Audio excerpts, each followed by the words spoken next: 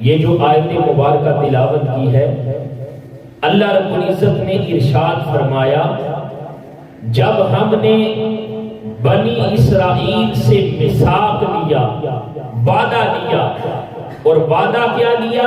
فرمایا لا تعبدون الا اللہ، اللہ کے سوا کسی کی عبادت نہ کرنا، وبالوالدین احسانا، اور والدین کے ساتھ حسن سلوک کرنا۔ یہ اللہ رب العزت نے بس بنی اسرائیل سے وعدہ لیا۔ قرآن مجید کی اس آیت میں دو چیزوں کا ذکر فرمایا ہے۔ شروع میں فرمایا کہ اللہ کے سوا کسی کی عبادت نہ کرنا، اور اپنے جو والدین ہیں ان کے ساتھ حسن سلوک کرنا۔ اور ایک مقام پر اللہ رب العزت نے اسی انداز میں ارشاد فرمایا، فرمایا وَقَضَىٰ رَبُّكَ أَلَّا تَعْبُدُوا إِلَّا إِيَّاهُ وَبِالْوَالِدَيْنِ إِحْسَانًا، فرمایا تمہارے رب کا یہ حکم ہے کہ اس کی عبادت کرو، اللہ کے سوا کسی کی عبادت نہ کرو، اور جو والدین ہیں ان کے ساتھ حسن سلوک کرو۔ اور اس آیت میں آگے کیا فرمایا؟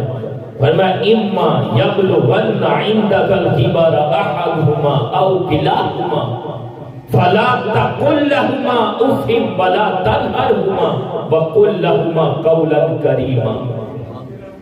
ارے کسی موٹیویشنل سپیکر کی بات ہو، اس کو سن کے جھومتے ہو، کبھی رب کا قرآن تو دیکھو، ماں باپ کے بارے میں رب کا قرآن کیا ارشاد فرما رہا ہے؟ فرمایا اللہ کے سوا کسی کی عبادت نہ کرو، اور ماں باپ کے ساتھ حسن سلوک کرو۔ اور پھر فرمایا جب ان دونوں میں سے کوئی ایک یا دونوں بوڑھے ہو جائیں، بڑھاپے کو پہنچ جائیں، تو پھر فرمایا ان کو اف تک نہ کہنا، اور ان کو جھڑکنا بھی نہ۔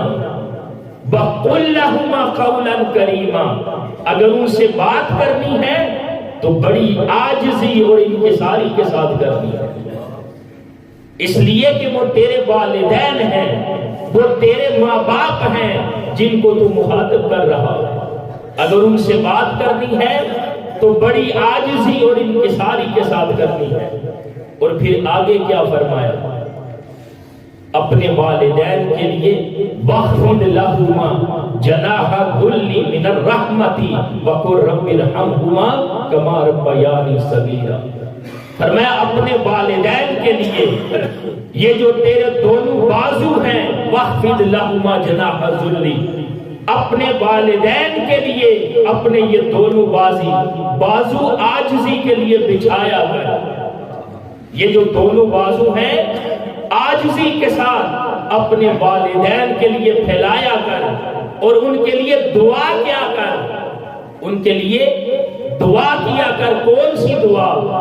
فرمایا اے ہمارے رب، جس طرح یہ ہمارے والدین نے ہم پر رحم کیا، ہماری پرورش کی ہے، اے ہمارے رب اب وہ بوڑھے ہو گئے ہیں، تو بھی ان پر رحم فرما۔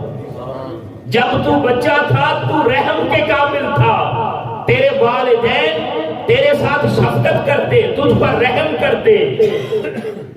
اسی طرح جب تیرے والدین بوڑھے ہو گئے ہیں، اب انہیں سہارے کی ضرورت ہے۔ فرمایا اب تو جو تیرے والدین ہیں ان کے لیے رحمت کی دعا کر، ان کے لیے عاجزی کے بازو بچھا۔ تو دوستان محترم، جو پہلی آیت مبارکہ تلاوت کی اس میں بھی اللہ رب العزت نے یہ حکم دیا کہ اللہ کے سوا کسی کی عبادت نہ کرو، اور اپنے والدین کے ساتھ حسن سلوک کرو۔ اور ایک اور آیت میں فرمایا وَوَصَّيْنَا الْإِنسَانَ بِوَالِدَيْهِ حُسْنًا، ہم نے یہ حکم دیا ہے کہ اپنے والدین کے ساتھ حسن سلوک کرو۔ دوستان محترم، سوال یہ پیدا ہوتا ہے کہ جس جگہ پر اللہ رب العزت نے اپنی عبادت کا، اپنی بندگی کا ذکر کیا ہے کہ میرے سوا کوئی عبادت کے لائق نہیں، وہاں ساتھ ہی یہ حکم دیا کہ اپنے والدین کے ساتھ بھی حسن سلوک کرنا۔ کیوں؟ اس لیے کہ اے بندہ خدا، اگر تو اللہ کی عبادت اور بندگی کرتا ہے اور اپنے ماں باپ کے ساتھ حسن سلوک نہیں کرتا تو جا، جو تیری عبادت ہے وہ رد کر دی جائے گی، اس لیے کہ تو نے اپنے والدین کو دکھ دیا ہے، اپنے والدین کو تکلیف دی ہے، اور یہ وہ والدین ہیں اگر تجھے تکلیف ہو تو تیرے والدین کو سکون نہیں آتا، وہ تیری تکلیف کو اپنی تکلیف سمجھتے تھے۔ اب تو اپنے والدین کو دکھ دے رہا ہے، جنہوں نے اپنا جینا، اپنی سہولیات، اپنا سکھ، اپنا چین، اپنی خواہشات، اپنی تمنائیں، یہ سارا کچھ تیرے لیے قربان کر دی تھی، تیری پرورش کے لیے، تیری تعلیم کے لیے، تجھے زندگی میں سہولیات دینے کے لیے، وہ سارا کچھ قربان کر دیا تھا۔